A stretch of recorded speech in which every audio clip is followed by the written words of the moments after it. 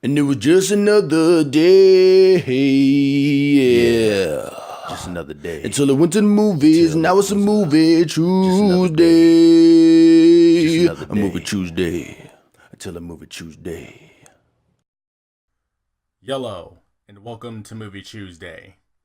Before we even get any more into it, there's something I need to get off my chest, okay? I gotta ask you a favor. Don't worry, it's not like a Patreon or a Kickstarter or anything like that. It's no kind of crowdfunding thing. I need your help, alright? So, I'm going through some phone troubles again. I got this shitty loaner phone. And, everything had to be reset. So I had to, re-download all my podcasts and shit that I listened to. And for some odd reason, I don't know why, but I downloaded the latest Movie Tuesday. I normally don't listen to my own shit that I do because it's weird to sit there and listen to my voice. It kind of weirds me out. But for some reason, I felt it was a good time to just check it out and see how I sound riding around in my car, to see what other people go through, right? Get an idea for what they go through when they listen to my shit. So I put it on, hear the intro, it was just another day, coming in all clear and shit. And then the actual show starts, and it's it's damn near mute. Okay, I could barely hear anything. Had to crank up the radio, pretty much the max, and I could still barely hear myself talking. Right? So I get home, I'm checking the levels. I can't check the levels because I deleted all the shit to set up the video because all that shit accumulates and takes up space. I keep the actual video made, but all the different files and everything for me to edit everything together, I get rid of all that shit because I figure everything's done, right? It's good. So I go to SoundCloud to listen to it, and it's a little low on there as well.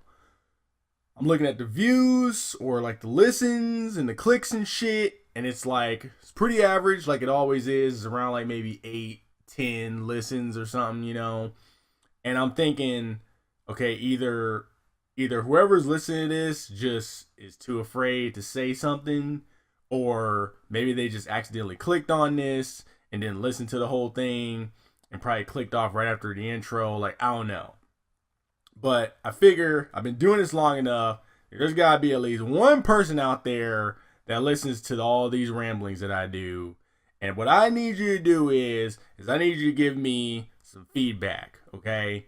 So when shit like that happens again, if the audio is too low, if there's some kind of annoying background noise that's not my dogs acting all crazy and shit, or if there's just a crackling sound or whatever, any kind of audio troubles that I may be having, I need you to let me know ASAP. Either leave a comment in SoundCloud, you can leave a comment in YouTube, you can tweet me at the Chewels on Twitter, you can send me a direct message on Instagram at ChewVision, or you can just email my ass, Chewels, and the number's 8 and 5 at gmail.com. That is Chewels85 at gmail.com.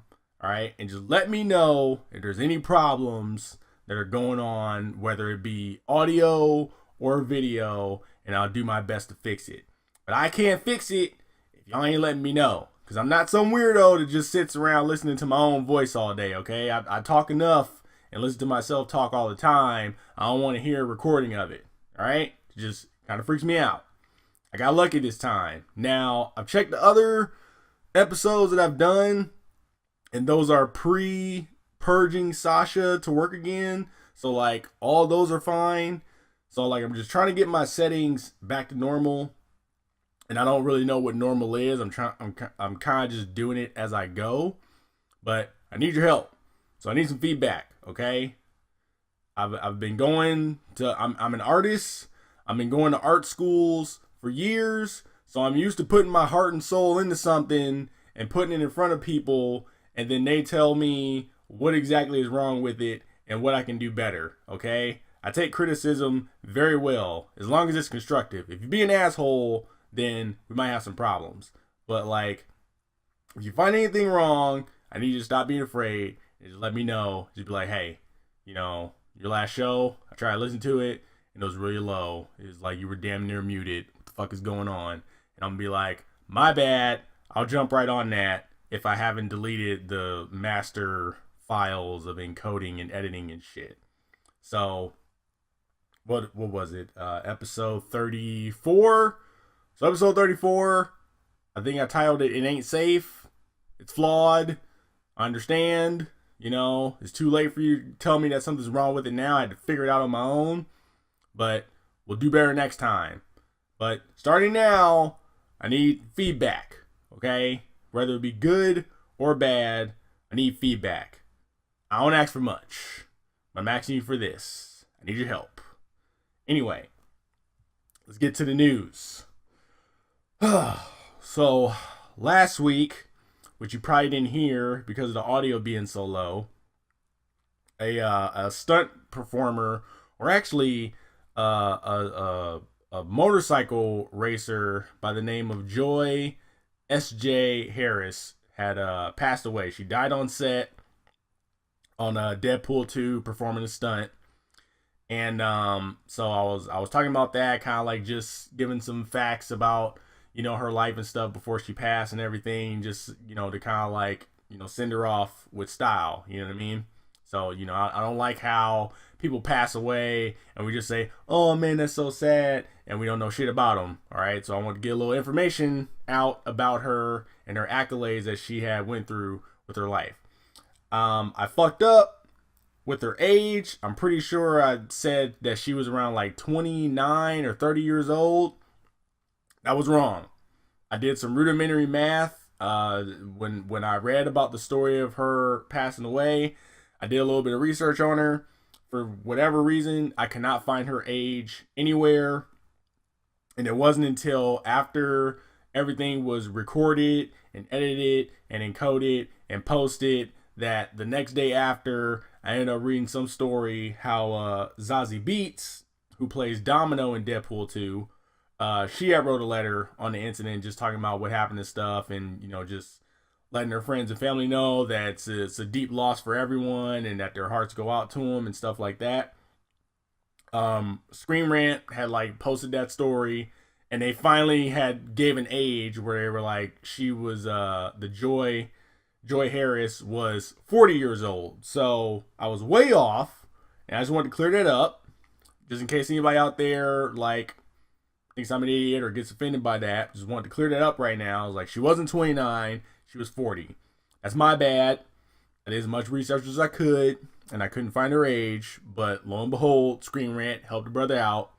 A little late, but it's better late than never. So she was 40 years old, not 29 years old. Clearing that up.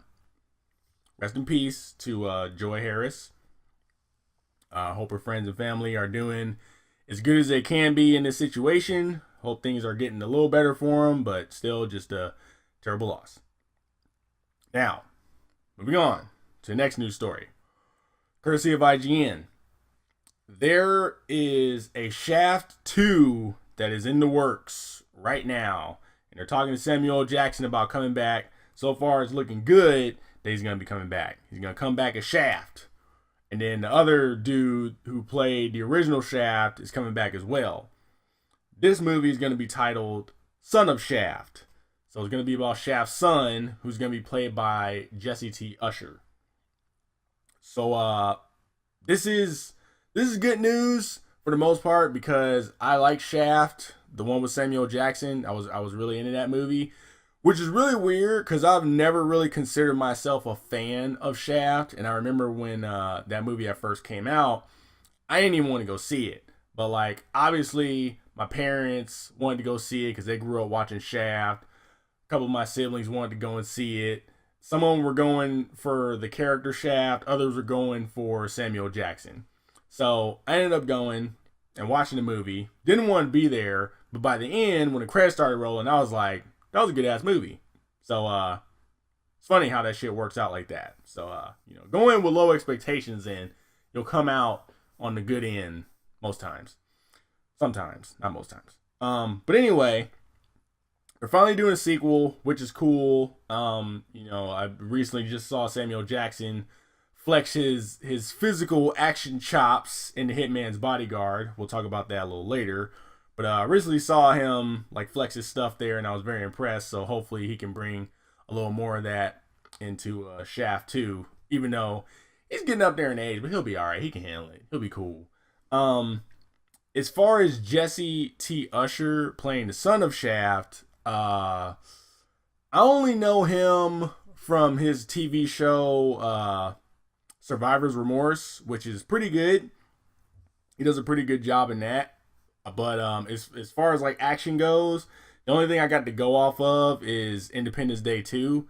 And I really don't want to hold that against him because that movie was fucking garbage. But like I want to assume, and I want to give him the benefit of the doubt and say that he did what he could for that movie. But at the end of the day, like it wasn't a great movie, and it wasn't a good like showing for him action wise. So hopefully he can make up for that in Son of Shaft. But we'll just have to wait and see. But I am excited for it. I hope it all works out well. It's gonna suck though, because you're not gonna have Peoples in there for anyone who didn't see Shaft.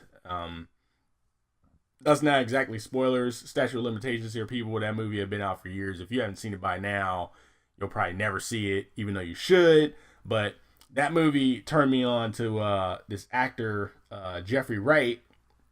You all probably know him as what was his name in Westworld? He was the dude. I don't want to like give names because I might say something I'm not supposed to say, but he was Anthony Hopkins' right hand man in Westworld, the dude with the glasses. I can't remember what his name was, but yeah, that's Jeffrey Wright. Really, really good actor, really phenomenal actor, and I think like he's been playing like a lot of low key type roles lately, like kind of similar to what he plays in Westworld. He's a little gritty in the Bond movies, but for the most part, like how he is in Westworld is kind of like the parts that he's been getting lately. But like if you go and look at Shaft, like he plays this villain in that movie, and he is spectacular. Probably one of the best villains ever seen on the screen. Like he was dope as shit. So I vouch for that man. It's gonna suck that he's not gonna be in Shaft 2. And if you saw Shaft, you know why. But either way, like that's gonna suck. But anyway, let's just move on. We're sticking with IGN. We're sticking with movies that I was so excited for, but now like tragic news is happening. Courtesy of IGN, Bad Boys 3 is most likely going on hiatus. Martin Lawrence did some kind of interview for Deadline.com, and they asked him about what's the deal with Bad Boys 3, Bad Boys for life and stuff, and he was just like, right now it's looking like it ain't gonna happen, man. Like Will Smith's schedule is just too crazy. They can't lock down a director. There's just been multiple delays, so it's starting to get to the point where that movie might not be happening.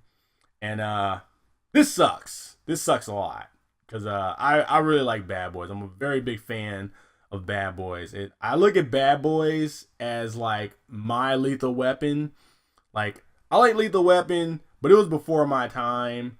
And Bad Boys is something that I like grew up with and that I'm really close to. Like so how someone is close to Miami Vice or Lethal Weapon that's the way I feel about Bad Boys. In fact, Bad Boys I would say is more like my Miami Vice, seeing as how Mike Lowry was always driving around in those Italian sports cars, you know what I'm saying?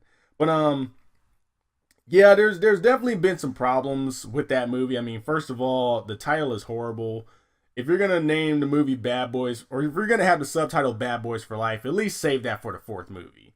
But that was another problem that the movie had as well, is that, they didn't even get 3 done yet. And they were already talking about how they were going to do a Bad Boys 4. And it's like, you need to get this movie done first before you start talking about the next one. There's so many studios just making that mistake over and over again where they just like put the cart before the horse. And it's like, you need to slow your roll. All right. I wasn't down with the Carnahan direction. I got this whole thing where it's like, if you got a director or if you got like this team that like put together the first two movies, you might as well just get them together for a third movie and close it out. If not, then maybe it's just time to reboot some shit. So I think it was back in June, earlier this year in June. Well, I guess a couple months ago.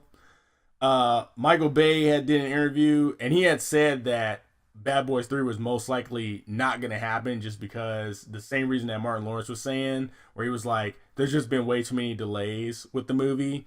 And then he also added that with the delays, you're also like risking the age of Martin Lawrence and Will Smith, to where they're getting up there in age to where they probably wouldn't be able to do a Bad Boys 3 if the time ever came.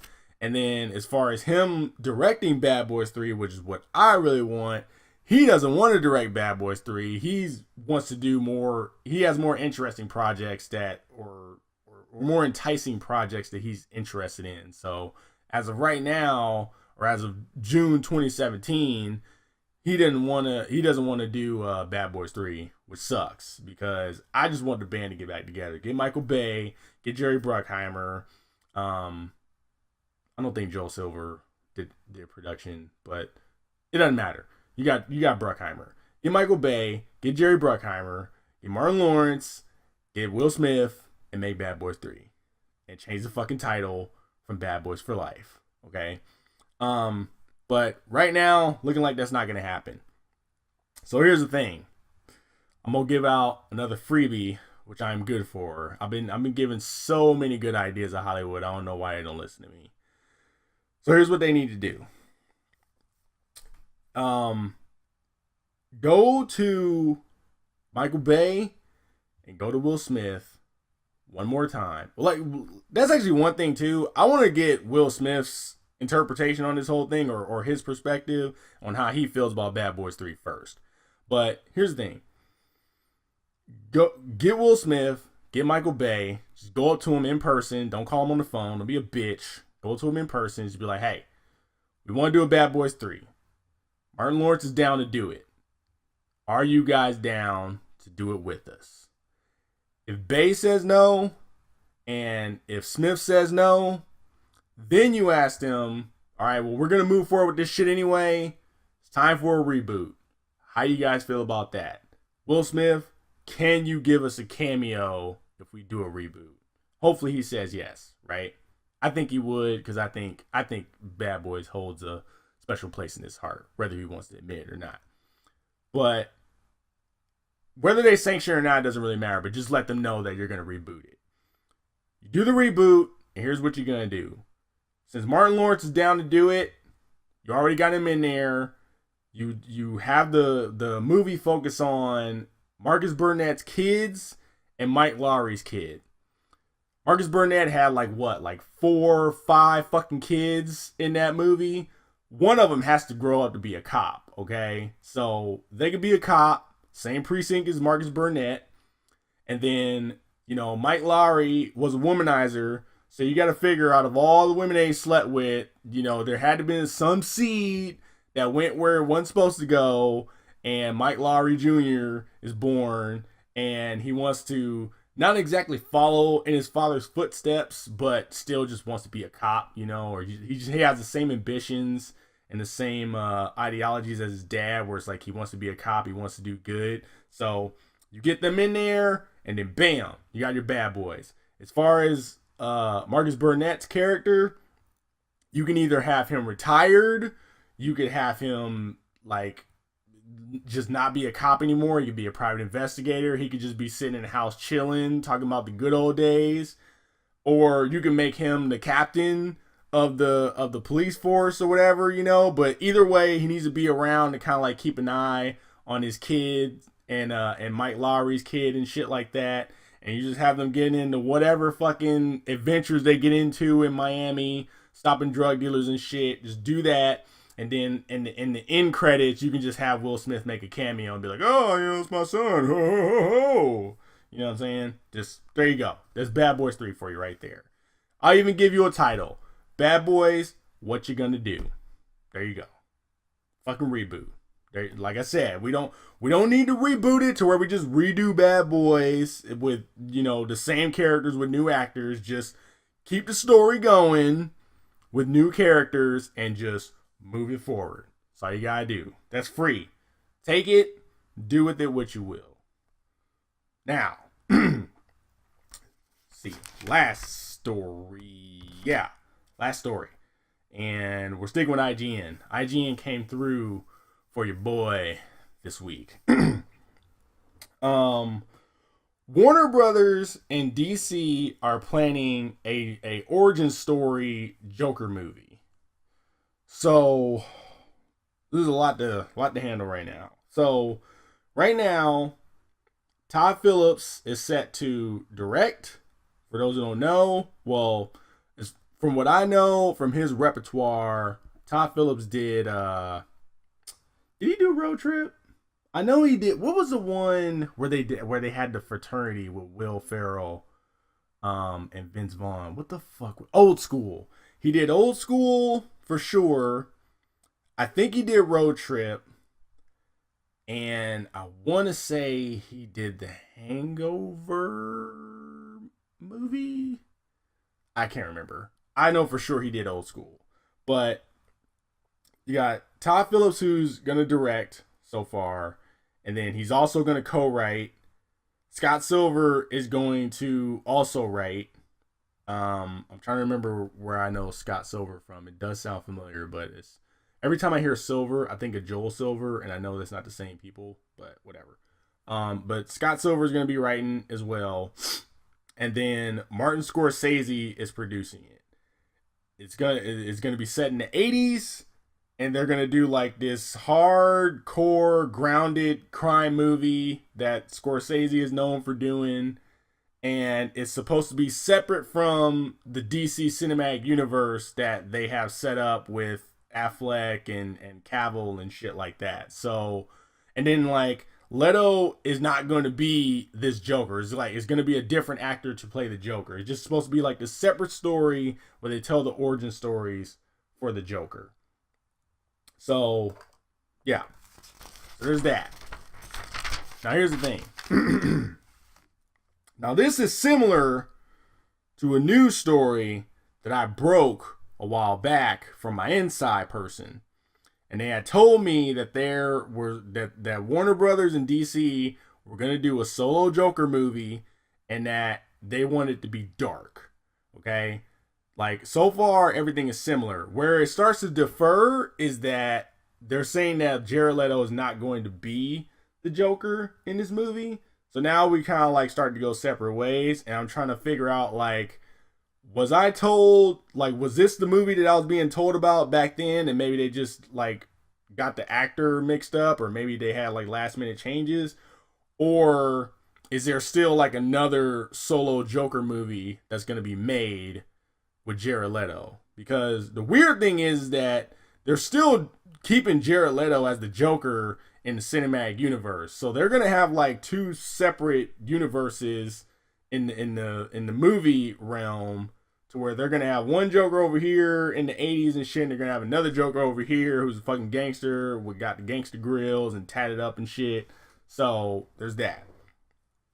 So right now I'm kind of like of two minds. I am excited for this just because I'm excited for the idea that they're going to take that gamble and do two separate characters in two different movies. Like, they're going to do the same character but with different actors in the movie realm, which is like something that I've been asking for Marvel to do for a while now.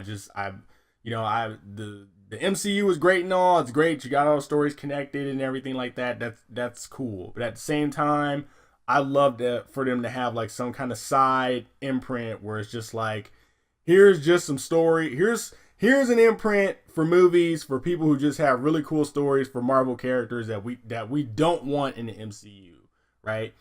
I'm happy that DC is starting to do that so far. I mean, like, this movie is still early in the works, so whether it actually happens, we don't know yet, but I am happy that this is on the table now, that they're able to risk doing a separate story from the cinematic universe that they're building. Now, don't get me wrong.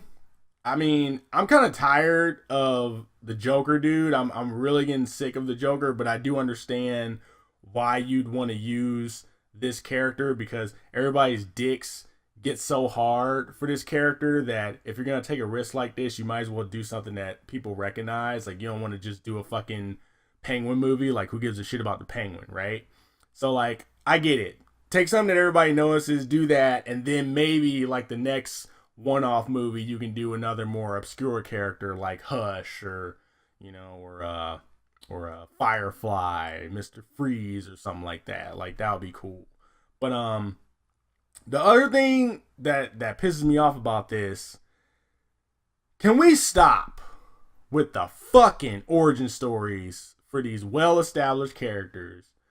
I'm so tired. I'm tired of like this trend that's been going on for a minute, where people just take like these characters who have this mysterious past and all of a sudden shed light on it, and it completely just degrades the character. For example, like Wolverine, dude. One of the greatest things about Wolverine's character was that you didn't know what the fuck he had been through. He just has all these crazy stories where it's like, you know, your mutant powers, you got these animal instincts and shit, you got super hearing and super smelling and shit like that. You got the whole feral berserker mode thing you go into. You got your fucking claws that shoot out, but your fucking skeleton is encased in adamantium. Like, how the hell did that happen? Oh, it was an experiment, bub. And it's like, oh, Weapon X, like, yeah. And there used to be a time where you'd be like, holy shit, like, what the fuck did Weapon X do, right? And now they just giving you story after story of what Wolverine went through. And he's no longer this mysterious character. Now all this shit is just on Front Street. And it sucks, okay? Like, I still like Wolverine, but I don't like him as much as I used to back in the day when I didn't know shit about his background. You just had little snippets of shit that he went through back in the day. And I missed that. Another example of this shit is Freddy Krueger. Like, Freddy Krueger, you'll come in your dreams, you know, you try and stay awake, but then you end up going to sleep while you're still awake, and you're in the fucking limbo, and Freddy comes and gets you and slices you up with his fucking claw hand. And then they do the fucking remake of Nightmare on Elm Street, and it's like, oh, Freddy Krueger was a groundskeeper. He was Groundskeeper Willie. Like, the fuck, man? I'm tired of it. I think he was a groundskeeper. It was something weird where he was like molesting kids, but then he wasn't molesting kids, but then it turned around and he was molesting. It was some bullshit where he was just like a regular dude, and somehow he got the powers to get into people's dreams and fuck with them. It was just, I'm tired. I'm tired of these damn origin stories, dude. Like, stop shedding light on these mystery characters. Just keep them a mystery. That's what makes them cool, okay? That's what makes them interesting. It's always just wonder.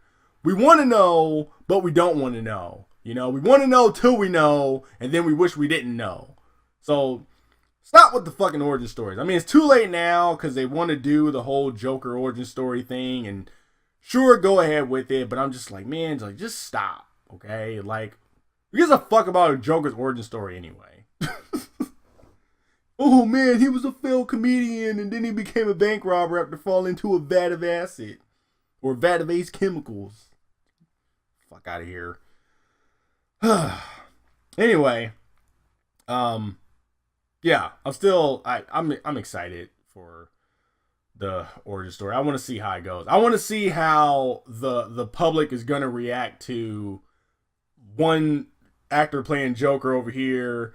Like, 1 year the Joker origin story comes out, and then the next year they do another movie with the Joker in it, like Suicide Squad 3 or something, and they got Jared Leto's Joker running around, shooting up people and everything, getting more tattoos on his butt, stuff like that. Like, that would be cool. But yeah. But it's good that Jared Leto is still confirmed to be the Joker in the cinematic universe, because I do like his portrayal of the character. And I still want the solo movie for him where he takes on the Red Hood, because I mainly just want to see Jason Todd on the movies on the silver screen. Like, that's all I really want. And to have him Whether he becomes the Jared Leto Joker or whether Jared Leto Joker just fucking kills him and he comes back as Red Hood, I don't care. Just bring Jason Todd to the fucking movie universe, okay? That's what I want. So far, all I got is that they're making a Harley Quinn Joker movie, which apparently has been moved up ahead of the Gotham City Sirens movie, which was supposed to be like the Harley Quinn solo movie that they were doing. Apparently, the Joker Harley Quinn movie has moved up above that. So there's still a chance that I can see my boy Jason Todd on the screen, because maybe they're gonna show how they both like ganged up on him and killed his ass, or supposedly killed him, and then we'll see Batman knock his teeth out and he's gotta get those gangster grills. So that'd be cool. But yeah, another thing that what I'm hoping for too, like going back to the Joker origin story, I hope it turns out really good, and I hope that entices them to do more like one-off stories, because then we could do the other thing that I want to see DC do, which is I want to see a Batman Beyond movie. I think the technology is at a nice spot right now to where we can get a fucking Batman Beyond movie and it could be legit. And I'm going to give you another free one, Hollywood. And I'm not even going to take the credit for this because I heard this from somebody else. I can't remember who, but I want a Batman Beyond movie, and I want you to bring Michael Keaton's ass back as old Bruce Wayne and have him training Terry McGinnis to be the next Batman. Like, that would be dope as shit, okay? You can't tell me that wouldn't be a good get, and you can't tell me that Michael Keaton wouldn't be down for that, okay? So I need that shit to happen ASAP. In fact, let's just put the fucking Joker origin story to the side. Let's just make a Batman Beyond movie. Like, let's do it. Let's do it, Hollywood. All right? WB, DC, get your shit together. You know, if you need a consultant, you got your boy over here. Big old Batman Beyond fan. I'll help you out. But that'd be nice. Speaking of which, side note, and this is the last thing, okay? Because I thought this was very interesting. Did you know that Michael Keaton's real last name is not Keaton? Dude, it's Douglas. His name is Michael Douglas. Isn't that fucking crazy? Like, I heard it on another podcast, the Game Over Greggy show. They had a guest on there. His name is oh damn, what's his name? It's Raul Khalil. He plays on iZombie. He plays Ravi on iZombie. Really cool dude. He was a guest on the Game Over Greggy show, and he was just like giving out random movie facts, and he just like popped up and he was like, yeah, he's like, did you know that Michael Keaton isn't his real last name? His real last name is Douglas. Apparently, like, you know, in his younger days, I guess, like before he got into acting, his name was Michael Douglas. He wanted to be an actor, but there was already an actor named Michael Douglas. So he like stumbled across Diane Keaton or whatever like that, and he was like, Keaton, I'll do that. I'll be Michael Keaton. And then that's how Michael Keaton was born. Like, that's so interesting, because I remember like being younger and, you know, obviously seeing Michael Keaton as Batman. And then like I saw Diane Keaton in a movie and I was like, huh, Keaton. I wonder if they're related, you know? And then it turns out like, no, they're not related. He just fucking stole her name or borrowed her name or piggybacked off it, whatever you want to call it. But I just thought that was interesting. So that's some little movie knowledge that I got that I'm passing on to you, that you can go and tell somebody else and they'll look at you and be like, oh man, you're so cool, you're so knowledgeable. So anyway, but that's it for the news. Now it's time to get to some trailers. Boy, do I got some trailers for you today. Okay, so I'm going to be talking about Death Note again, because I watched a new trailer recently. And actually, Death Note is going to be going live in about an hour from now. So I need to wrap this up real quick because I'm really anxious to watch that now. So on Netflix, I was finishing up Ozark, and then I watched the Defenders, and then and they had a new trailer for Death Note. So like in the still of the trailer, they had shown Ryuk, right? Like till this time, I had not seen how he like actually would look in the movie. I've only seen like that very first trailer where they show him off in the distance and his eyes glowing. But like I could see in the stills that they actually showed Ryuk. So I ended up clicking on the trailer and watching it, and it showed a little bit more of the movie. Not too much to where it's like spoiling shit for me. But then again, like there's really, you can't really spoil Death Note for me, seeing as how I watched the anime already. And if they're kind of like just following that, there's really not much to spoil. But I watched the trailer and they showed Ryuk. And he looked fantastic. Like I actually liked the way he looked. Like he was actually creepy. Like, cause if you remember when I talked about how they were talking about how they like portrayed the character in the movie and how he was gonna show up, I was kind of worried how he would look, you know, because they were doing like a stand-in for an actual person when he's like on in the scene with people, but then they were gonna like CGI, they were gonna do mocap for William Dafoe's face and kind of like CGI that over the live action actor and everything, right? But it actually looks really good based off of that trailer. And there's a lot of shots of him just sitting like in the background, kind of just chilling as all the actors are kind of like acting on the scene. And they kind of like have shots of him just in the background with his eyes glowing. And it looked creepy as fuck, dude. So I really like the way that turned out. And now my excitement for the movie has gone up. There's been early reviews coming out for it, but I haven't read them yet. But they've been like in the middle of the road with it. But you know, I take all that with a grain of salt. You know, I gotta like judge it for myself and everything. But I'm excited for the movie now because I'm liking the way that his character looked. I also had listened to this other podcast. It was the IGN UK podcast. And they interviewed the director for Death Note. What's his name? Adam Wingard, I think is his name. And he was kind of just going through like how the movie came to be and how he had a really good idea to kind of like shrink the movie down. He had an idea to shrink the anime down into like a legit movie, and how he was gonna do it in like multiple parts. Because that was the thing that I was afraid of too. Is I was just like, you're making a Death Note movie, and I'm like, how much are you gonna do? Like, are you gonna do the entire anime series in one movie? Because that's actually like a lot of shit to get through. Like, there's a little bit of filler in the anime, but at the same time, it's like even if you were to cut all that filler out, there's still a lot of shit for you to get through in that movie. But he had came out and he was just like, yeah, he's like, I got the movie to where it ends. The movie can either end and they can never make another Death Note movie again, or you know, it could end and they left it open enough to where they could do a sequel to it.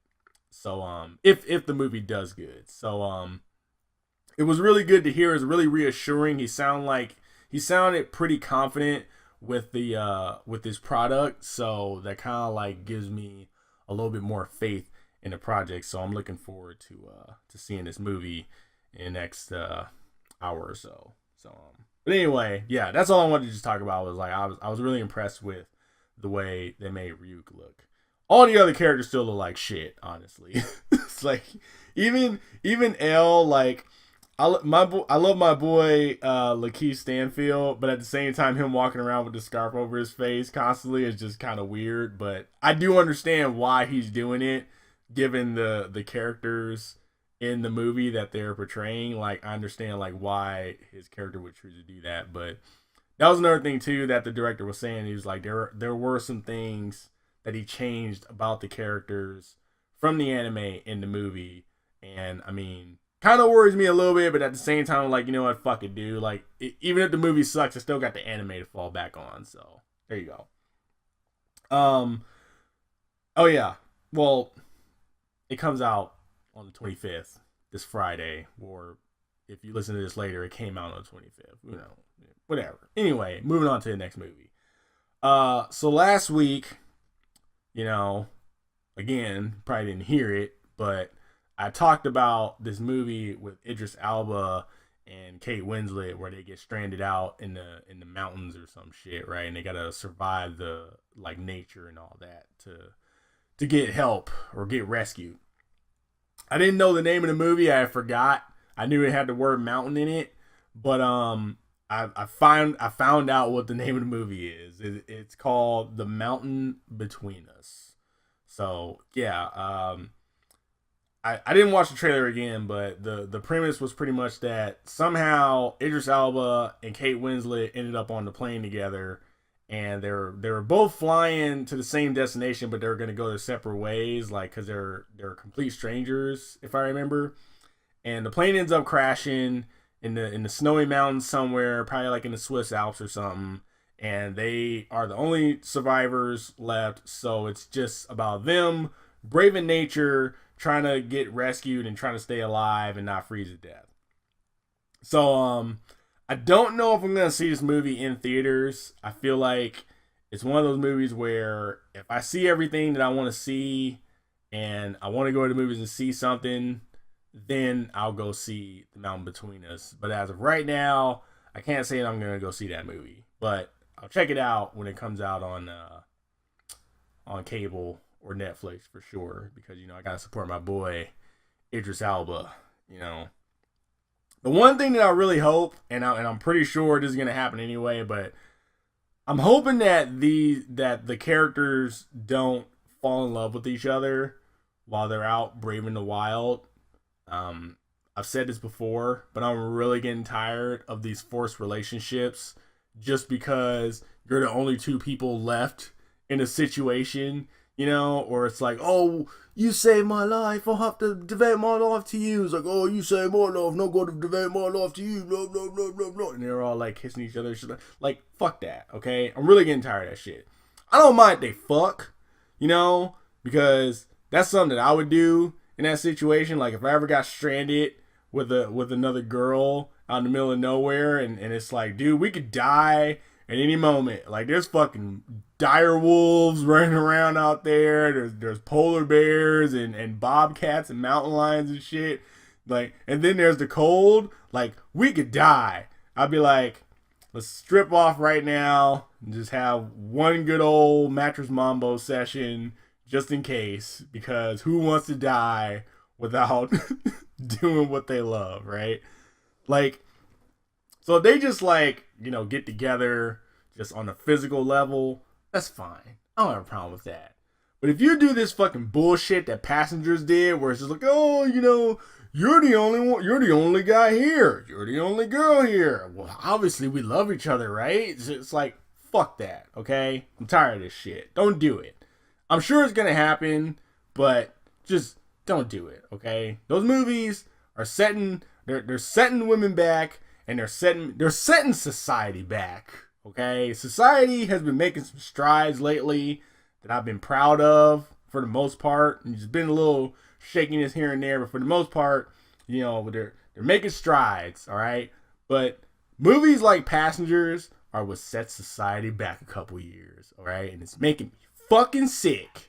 And if The Mountain Between Us does the same thing, you're gonna hear about it from me. You mark my words, okay? But anyway, that movie comes out October 6th, so I would say it's around the corner, but it's not, because we still got a whole month before October gets here. But yeah. But I might. No, we gotta see. I gotta see what comes out in October.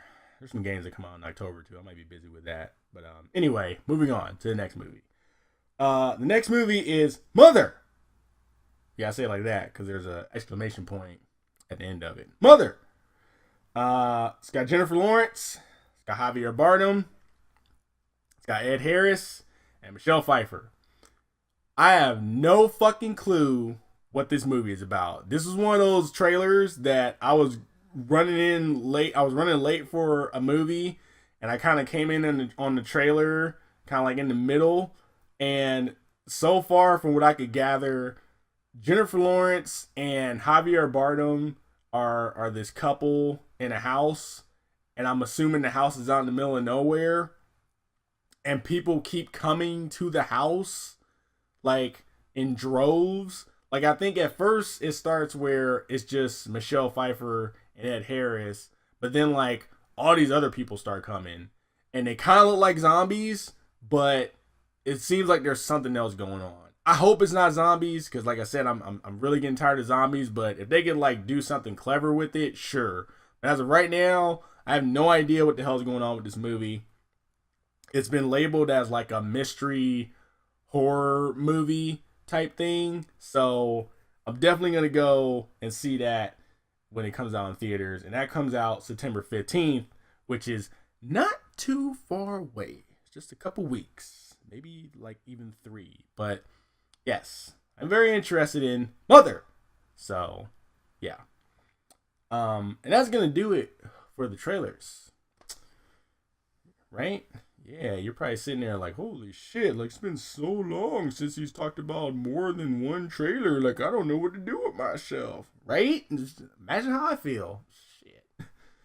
Anyway, let's move on to the movies, because we know that's what you all care about.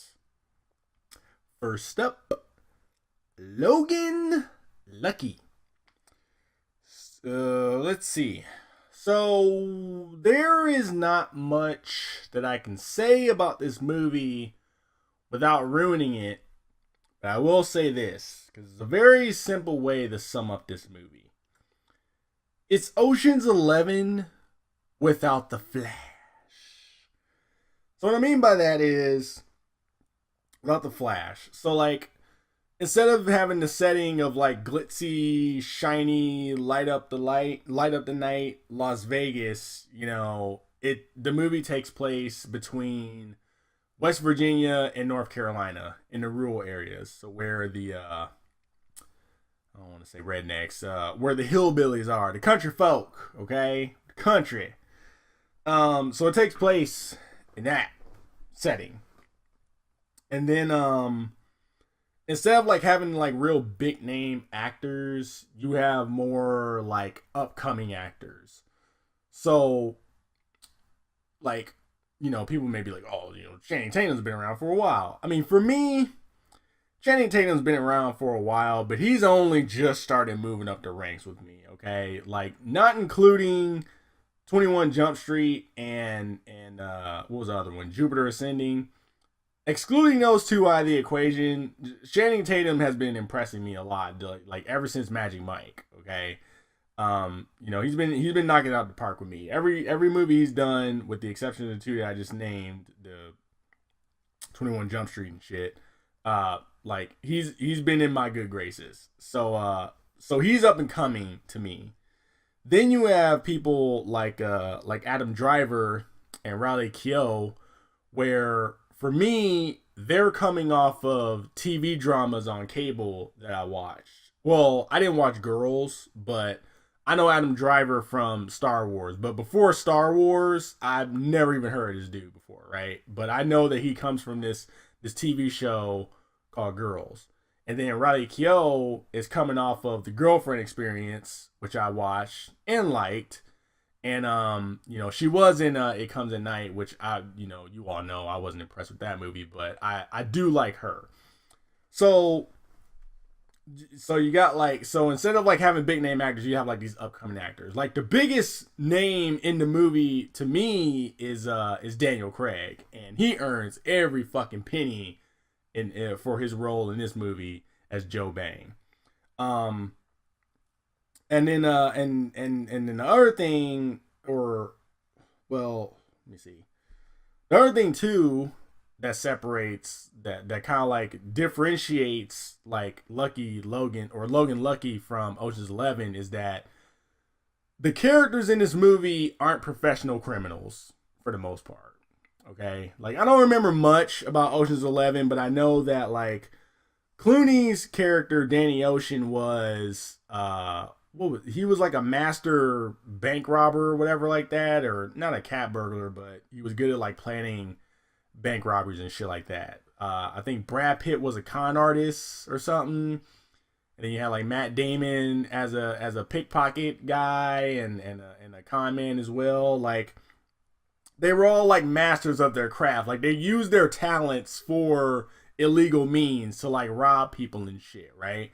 And in Logan Lucky, there are people in the movie who are essential to the mission, but that's not exactly like how they get by in life. It's all like just blue collar workers, just everyday people in this movie, like as far as the characters go. So like Channing Tatum's character, Logan, or no, I forgot his name because their last name is Logan. But his character in the movie is that he's an ex quarterback. He was like a star quarterback in high school, and he got an injury, and now he just does construction at a motor raceway, right? And he devises this plan to rob the motor raceway. And he only devises the plan because he had been doing construction over there for so long that he's like, oh, I got an idea to rob this place. So here's the plan, right? And then you've got then another example is like his sister, who's played by Riley Keough. She is a hairdresser or a beautician or whatever at just some random shop in town. But she also has a lead foot. She's like a really good like driver, so they use her as the driver for the operation, like the getaway driver and shit. So the thing is, but what I'm trying to get at is that they don't use their talents for nefarious means. It's just this one mission that they end up doing it for, but any other day they're just like regular average Joe people. The only expert in the group is Daniel Craig's character Joe Bang, who's an explosives expert and who is good at cracking safes and shit with explosives. But he's in jail and everything, so he doesn't really count. But still, what helps though with having like these up and coming actors is you more see the characters that they portray rather than seeing the actors portray the characters that they're supposed to be. Because that was the thing about Ocean's 11 is like, yeah, man, you got Danny Ocean, but when I'm looking at the movie, I'm seeing Clooney, Brad Pitt, Matt Damon, and Don Cheadle and Bernie Mac and everybody just kind of running around, and they're acting like the characters that they're supposed to be for the movie. Whereas in Logan Lucky, I'm seeing the characters that these actors are portraying, and then like,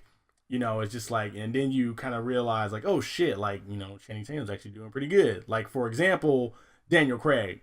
Daniel Craig's the biggest name in the movie, but his character is so far from the characters that he's played in previous movies that when you see him on screen, like I don't know about you, but for me, I forgot that I was actually watching Daniel Craig. Like, I was actually really impressed, dude. Like, there's times where I'm just looking at the scene, I'm just like, holy shit, dude, like that's Daniel Craig right now, just like I've never seen him play such an eccentric character before. Like, so he's got some range on his ass, he's not all playing the stoic character like James Bond and shit that he's been doing for the past couple years. Even in a Girl with a Dragon Tattoo is pretty reserved in that movie. So, but it's crazy. He actually did a really good job in the movie. I was very impressed. Like I said, he earned every penny. So yeah, but overall, dude, I liked the movie. I thought it was good. It was exactly what I expected. I like the undertones that they had, where they kind of did a little social commentary showing like how society is in these modern times. For example, like how dependent people are on their cell phones nowadays, and how people treat like war veterans and stuff like that, and out in the world and all that stuff. Like, I really liked the messages that they were trying to get across in the movie. So I thought that was very impressive. The other, like, as far as like gripes with the movie, I didn't really have any kind of problems with it. There's a couple of like editing choices that were made where it's like, I can't tell if they were intentional or not, because like I said, there's not much I can say because I don't want to give it away, but there's some scenes where it like kind of cuts to the next one abruptly, and it's like, I don't know if that was done to just kind of fuck with you or if that was just an honest mistake. And I want to say that it's the former of the two, because I mean the whole movie kind of just fucks with you in a way. Like, there's like little ticks that they throw at you, and it's like it kind of makes you question what you like saw or what you heard. Like, for instance, the movie's called Logan Lucky, but by reaction, you want to call it Lucky Logan, you know, but you got to switch the two around. So that's why I feel like any kind of like supposed mistakes that I found in the movie, I feel like they were intentionally made. Now the real question is that we're all waiting for is it worth going to see in theaters? And that, my friend, is just as tricky as trying to tell you why the movie's good. Because I could see this movie being like a Netflix original movie. You know, like I could be just scrolling around normally on Netflix and I could just come across this movie and see like Daniel Craig and Channing Tatum and stuff and the nice ass yellow Mustang in the back. I can just come across that and be like, you know, read the synopsis and be like, all right, you know, I'll check that out, right? Like a Netflix original movie, right? But I want you to see the movie in theaters, okay? For one simple reason, and that is because of the fucking hurdles that Steven Soderbergh had to go through to get this movie made. Because, like I said, he kind of took a lot of things into his hands to get this movie in the theaters, where it's like he funded his own money into most of the budget, did some like not back end deals, but he did like some deals for distribution to kind of like, he just made a lot of choices to get the budget down. So it wasn't like this bloated fucking movie that ended up costing like hundreds of millions of dollars, you know, and has to like hit this certain level, you know, to be considered a success for the movie studios and shit, right? And because like even right now, I think the budget was like $29 million, and last time I checked, the box office for the opening week was about 7 million. But I was reading around some places and they were like, even though it didn't make like at least the budget, it still isn't considered a flop. It's still like a success, and somehow he's able to still pull a profit from the movie. Even the actors had took pay cuts to do their parts in the movie, which I really love to hear. I like when actors take pay cuts for projects, because it shows that they're really passionate about it and that they really believe in it.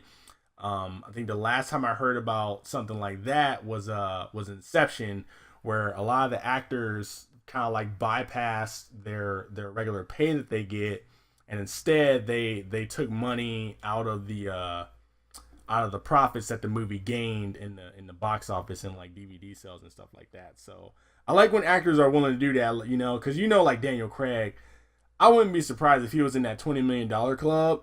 So like for him to actually like take that big of a pay cut to do this part in this movie, and like I said, he earns every penny, like says a lot for his character, as well as all the other actors that are in the movie as well.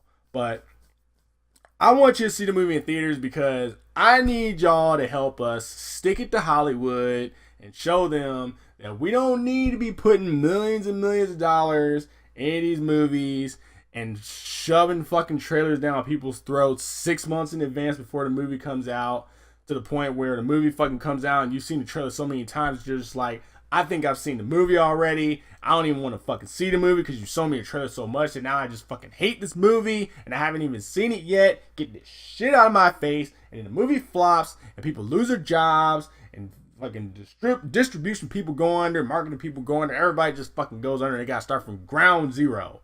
Okay? Like, we gotta stick it to Hollywood, and this is our chance. Alright? The movie's good. It's worth going to see. It's funny. It's entertaining. It's got heart. It gets a little serious here and there. They try and make you cry. I didn't cry because I'm a man and I got nerves of steel. But Logan Lucky, go and see it. It's in theaters right now. Next up, The Hitman's Bodyguard. Keep this short and sweet, okay? Because I got time. You know, got about 30 minutes before Death Note goes live. The Hitman's Bodyguard. So, just like Logan Lucky, this movie is exactly what I expected. It was an action comedy, buddy cop / odd couple movie where you got the fucking self-centered, uptight guy who tries to do everything by the book, and he's all boring and shit. Everything's got to be calm, cool, and calculated. And then you got the other guy who lives by his own rules, and he's fucking loose cannon, and he just likes to wing it. And then they both hate each other, but by the end they've got a little bit more respect for each other, and they're all cool and shit, and the credits start rolling, and everybody's laughing and having fun. Like, that was what it was, and I liked it. I mean, it was entertaining. So let's just get to the meat and potatoes of it all, shall we? Ryan Reynolds, Samuel Jackson on screen together. I thought they made a good duo. Even though I felt like Ryan Reynolds was a little reserved as far as like comedy went. And maybe it was because like Samuel Jackson was so over the top, because in this movie we got the over the top Samuel Jackson. There's like serious Samuel Jackson, there's sinister Samuel Jackson, then there's over the top Samuel Jackson, like Chewels in Pulp Fiction. He was kind of like that, but just kind of cranked up to the max. Like, and he was entertaining. He was very funny, and I feel like he was like hitting so many notes that it kind of just overshadowed like Ryan Reynolds, like kind of more dry type of humor, you know, like kind of sly humor. But where Reynolds kind of lacked with the comedy, he made up for with the action, because there's actually some really good action scenes in the movie. And like I was saying earlier, Samuel Jackson actually pulled his weight too, where he's like, he did a lot more physical things than he normally does. Like usually he's just kind of running around. Like usually in action movies, Samuel Jackson just kind of like shooting people in the face and everything, and just kind of like scurrying about, being all cool and shit. But in this one, he's doing like some fucking hand-to-hand combat shit. He's doing a little bit of Krav Maga, you know, a little bit of judo, wherever the fuck judo is, and flipping people around and everything. So I was actually really impressed. And like I said, I'm looking forward to see if he carries any of that into the Shaft movie. And if he actually gets into the next John Wick movie, because he wants to get into there, maybe he'll carry it over into that movie. But it's pretty cool that he was able to get a lot of physicality shit going on. I'm sure that he had a stuntman to help him out with a lot of the stuff, but still, it's just, there's a couple scenes where you can see him kind of like doing the fucking shit. So that was cool. But other than that, like yeah, the movie was pretty entertaining. Very, very predictable. But, you know, like they set up so much shit in the movie to where it's like you kind of just guess it from as soon as it happens on screen. Like you start putting the dots together, and then they eventually get to it in the movie, and you're just like, of course that's what happened. Of course that was the whole thing that was set up. Like, you get it, but I feel like this is one of those movies where you're not supposed to take it like super seriously. Like this movie is exactly what they what they advertise it as, which is just this over the top buddy cop movie with action and comedy and shit, and it's good. It works. It's entertaining. I thought it came through really well. You know, they had a couple good actors in there as well. You know, like Selma Hayek is in it. She was okay. I mean, definitely, as always, she's good eye candy. But as far as like her like comedic timing and or just her delivery was a little over the top, and it just kind of seemed like she was trying too hard. But you know, at least she was fun to look at. So there's that. Gary Oldman's in it. He's the bad guy. He plays a good bad guy, as we've all seen him do so well before in previous movies. But in this one, he doesn't really have a lot of screen time, so it kind of sucks. But for the most part, like, he makes the use of his time when he's on screen. That's all you need to know. The other big surprise in the movie, like what got me all excited, was Elodie Young was in the movie. I hope that's how you pronounce her name. But for those who don't know who I'm talking about, she plays Elektra in the Daredevil show. She was in this movie. And like Oldman, she kind of makes good use of her time, but her screen time is very limited. Like, it's, you know, she's on screen for a little bit, but for the most part, like, this is Samuel Jackson and Ryan Reynolds movie. But you know, she makes an appearance, and I was very excited when I saw her. I was like, oh my god, I was like, they got Elektra in here, yay! You know what I mean? Because I was coming like straight off of Defenders and shit too, so it was good seeing her. It's good that she's getting some gigs after Daredevil and Defenders and all. She's keeping busy. They need to actually like get her in some more action movies, so that'd be cool. But other than that, overall, like I said, the movie's entertaining. Is it worth going to see in theaters? No, you could wait. You could wait till it comes out on video. Give it a rent. Watch it on Netflix. Watch it on cable. You know, it's definitely worth the rent. But as far as like going out of your way to go to movies, like unless you're just starving for a good action comedy movie to watch, like I'd recommend watching it in theaters. But for the most part, like I'd say you could wait till it comes out on video and just rent it. But yeah, that's I think that's all I got, man. You know, it's just been a busy week, you know. So gonna go ahead and call it quits. But until then, remember what I said, people, okay? I need feedback. I'm fucking around with the levels on this show. I don't know if it's too low. I don't know if it's too high. You either can't hear me or I'm making you deaf. Maybe it's fucking echoing and shit everywhere. Like, I have no idea. And I don't know until you come and tell me what the fuck is going on. All the deets are in the description below, whether you're on SoundCloud or whether you're on YouTube or some other podcast site that takes my shit and posts it, and it's completely fine. I don't care. Send it to the masses, if you will. But I just need you to get in touch with me, give me some feedback, and let me know when shit's fucked up so I can fix it and give you a better product.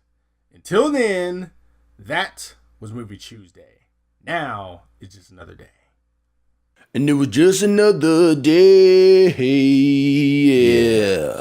Just another day. Until I went to the movies, now it's a movie Tuesday. Just another day. A movie Tuesday. Until a movie Tuesday.